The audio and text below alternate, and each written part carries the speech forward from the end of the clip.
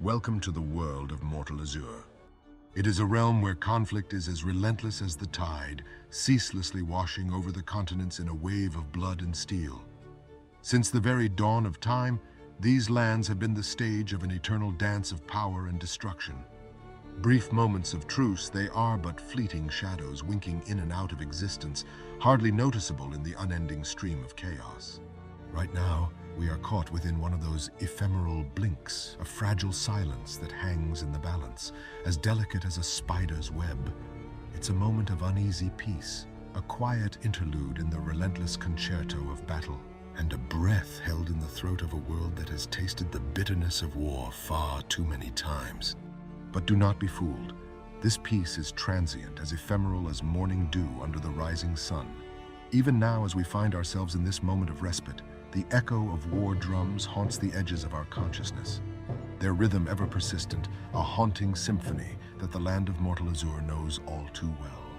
Our story is but a speck in this grand tapestry of strife and conflict.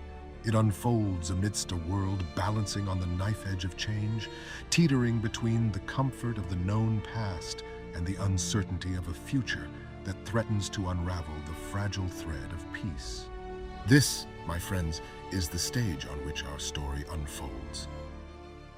First, we have Auroros, the gem among continents and the home of our heroes. Auroros stands as a beacon of wealth, power, and refined elegance. Dotted with grand castles, bustling markets, and expansive farmlands, this land exemplifies prosperity. Its cities, vibrant and ornate, are testaments to the prowess of Auroros' architects. Majestic spires pierce the skies, reflecting the sun's brilliance off their golden veneers. Its people, adorned in fine silks and gleaming armors, mirror the opulence of the continent.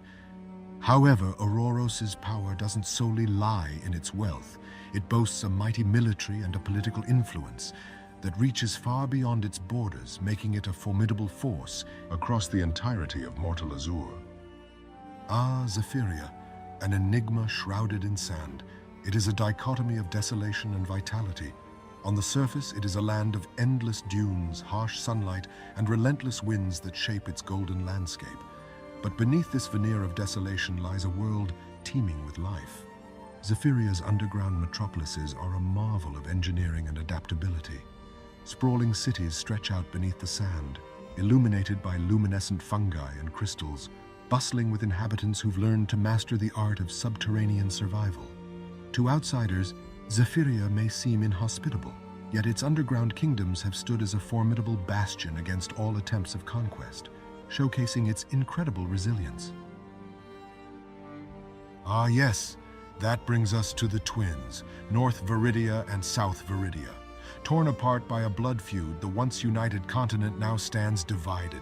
The North and South, each ruled by one of the twin heirs of Queen Venara and King Eldrian, and are locked in a bitter struggle for supremacy. North Veridia, with its rugged mountains and verdant plains, is as bold and resilient as its ruler.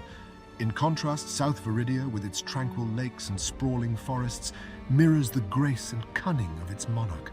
Alone, both nations hold their own against Auroros, but together they could have been a force unparalleled. And finally, we have Arcanterra. Cloaked in an air of mystery, Arcanterra is the continent that time forgot.